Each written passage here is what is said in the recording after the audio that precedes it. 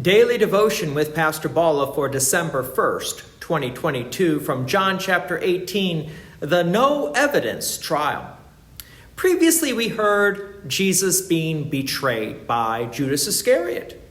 Then Jesus was arrested and sent to Annas, who was called a high priest, but really his son-in-law Caiaphas was high priest that year. But Annas was a very, very important person. So you could say Jesus was on the pre-trial before his actual trial. Annas asked Jesus about his teaching. The response of Jesus was, ask those who heard him, because Jesus taught publicly in the synagogue. So people would have heard him.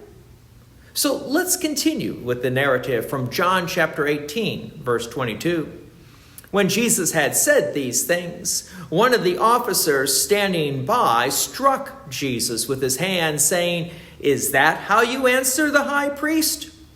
Jesus answered him, "If what I said is wrong, bear witness about the wrong. But if what I said is right, why do you strike me?" You can imagine this would have been a very tense pre-trial situation.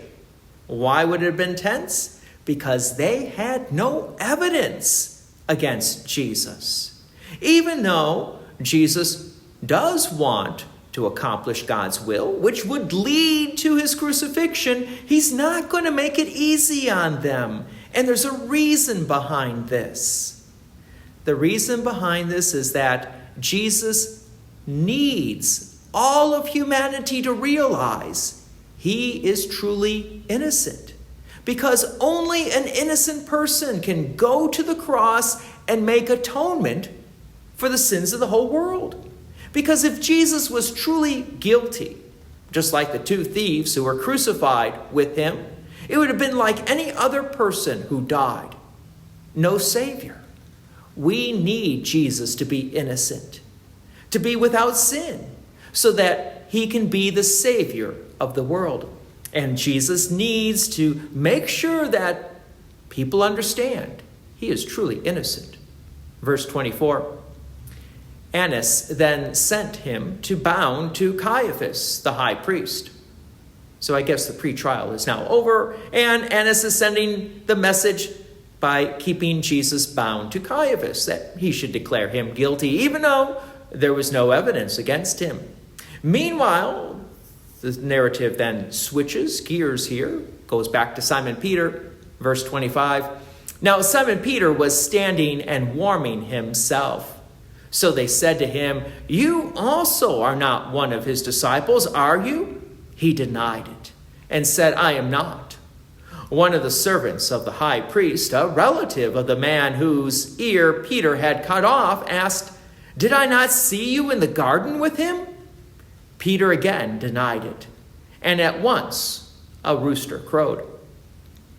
Yes, Jesus told Simon Peter he would deny him 3 times. And now we got to the 3rd time. The first time was just a few verses earlier. But now let's get back to Jesus. Verse 28. Then they led Jesus from the house of Caiaphas to the governor's headquarters. It was early morning. They themselves did not enter the governor's headquarters so that they would not be defiled, but could eat the Passover. So Pilate went outside to them and said, "What accusation do you bring against this man?" Remember, they had a hard time bringing up any evidence or any accusations. And the response basically proves that they had no evidence. Verse 30, they answered him, "If this man were not doing evil, we would not have delivered him over to you." No evidence here. Their statement clearly indicates it. It's basically saying, we think this man is doing something wrong. We can't prove it, but we know he's doing something wrong. Pilate's response is perfect for the situation. Verse 31, Pilate said to them, "Take him yourself and judge him by your own law." The Jews said to him, "It is not lawful for us to put anyone to death. This was to fulfill the word that Jesus had spoken to show by what kind of death he was going to die. Join me again tomorrow as we continue with the narrative. God's peace and many blessings be with you, and thank you for listening. And please take an opportunity to share this message with others. If you have enjoyed these daily devotions, please consider making a donation to Peace Lutheran Church, 24024 West Main Street, Plainfield, Illinois, 60544. Thank you again for listening.